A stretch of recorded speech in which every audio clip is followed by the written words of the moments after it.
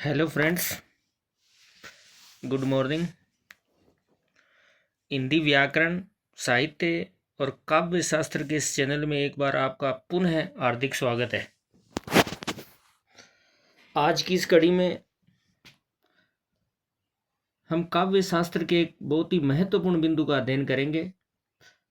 काव्य शास्त्र के अंतर्गत एक अहम बिंदु निर्धारित किया गया है, काव्य हेतु। इसका नाम आप सबने सुना होगा।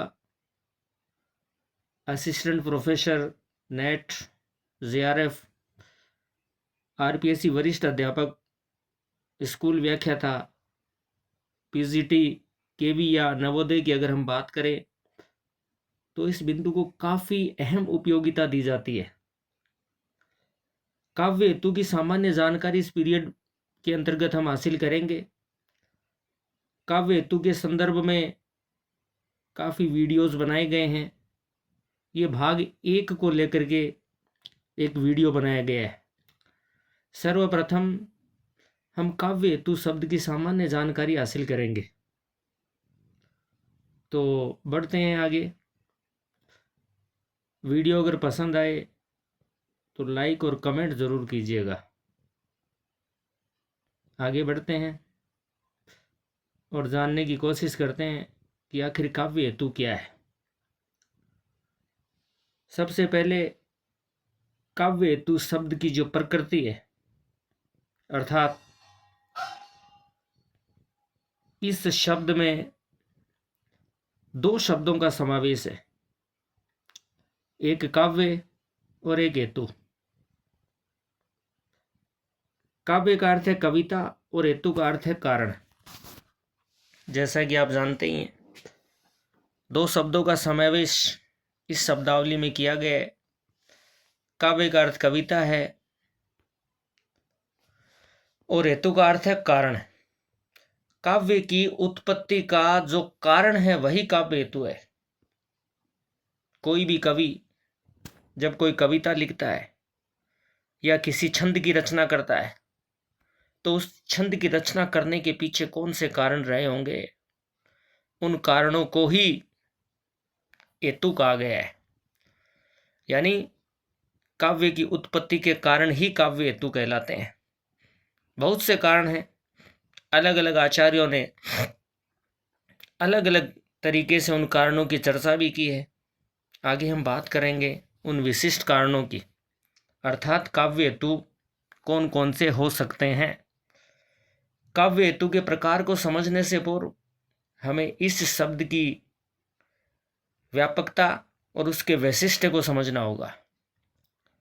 काव्य का निर्माण या काव्य निर्माण का सामर्थ्य उत्पन्न करने वाले साधनों को ही काव्य हेतु या काव्य के कारण कहा जाता है। काव्य हेतु के प्रकारों की यदि हम बात करें तो सामान्य रूप से आपको आज प्रकार बताए जा रहे हैं। हर एक प्रकार की विस्तार से व्याख्या करेंगे। मुख्य रूप से काव्य के हेतु अर्थात कविता के कारण 3 माने गए हैं।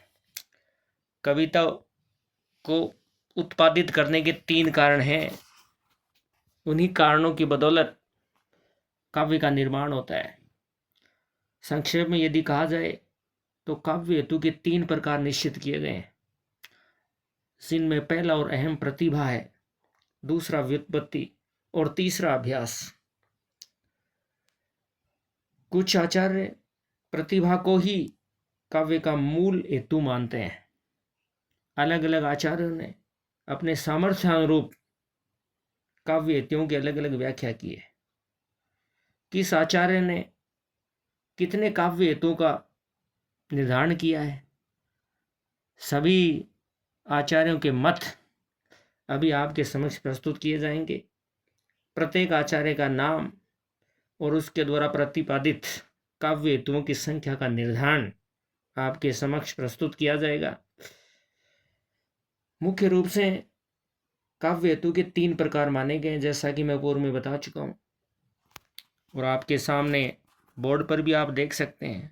प्रतिभा, व्युत्पत्ति और अभ्यास 3 कारण निश्चित किए गए हैं काव्य की उत्पत्ति के, और इन्हें ही काव्य हेतु कहा गया है। अलग अलग आचार्यों ने इन काव्य हेतुओं की अलग अलग चर्चा की है। तो काव्य हेतु का निरूपण करने वाले आचार्य निम्नलिखित हैं। इन आचार्यों की सूची में जिन आचार्यों का नाम आता है उन आचार्यों का नाम आप जरूर अपनी मानसिकता में रखिएगा, क्योंकि यही वे आचार्य हैं जिन्होंने काव्य हेतु के संदर्भ में अपना विशिष्ट मत हम सभी के समक्ष प्रस्तुत किया। इन आचार्यों की बात करें तो सबसे पहले नाम आता है भामह का, जो कि अलंकार संप्रदाय के प्रवर्तक भी हैं। भामह के साथ साथ दंडी, वामन, रुद्रट, आनंदवर्धन, वाग्भट, मम्मट और राजशेखर भी काव्य हेतुओं की चर्चा कर रहे हैं। सभी ने अपना अपना मत प्रस्तुत किया है। आज हम सिर्फ सामान्य जानकारी हासिल करेंगे कि किस संस्कृत आचार्य ने कुल कितने काव्य हेतुओं की चर्चा की है। सबसे पहले बात करते हैं भामह की। भामह ने यह स्पष्ट कर दिया है कि काव्य की उत्पत्ति के 3 ही कारण हैं, अर्थात भामह ने 3 काव्य हेतुओं की कल्पना की है, जिनमें पहला प्रतिभा, दूसरा अभ्यास और तीसरा पहला प्रतिभा है, दूसरा व्युत्पत्ति और तीसरा अभ्यास। भामह ने काव्य हेतुओं की संख्या 3 बताई है। अगर कंपटीशन एग्जाम में किसी तरीके का प्रश्न पूछा जाता है इसके संदर्भ में, तो आपको यही बताना है कि भामह ने 3 काव्य हेतुओं की चर्चा की है, जिसमें पहला प्रतिभा, दूसरा व्युत्पत्ति और तीसरा अभ्यास है। थोड़ा और आगे बढ़ते हैं, दंडी की बात करते हैं। आचार्य दंडी, इन्होंने भी भामह की भांति काव्य के हेतुओं का निर्धारण करते हुए 3 काव्य हेतु माने, जिनमें पहला प्रतिभा, दूसरा अध्ययन और तीसरा अभ्यास। वामन की बात करें तो ये भी काव्य हेतुओं की संख्या 3 ही निर्धारित करते हैं, जिसमें लोक विद्या और प्रकीर्ण को इन्होंने काव्य का हेतु बताया है।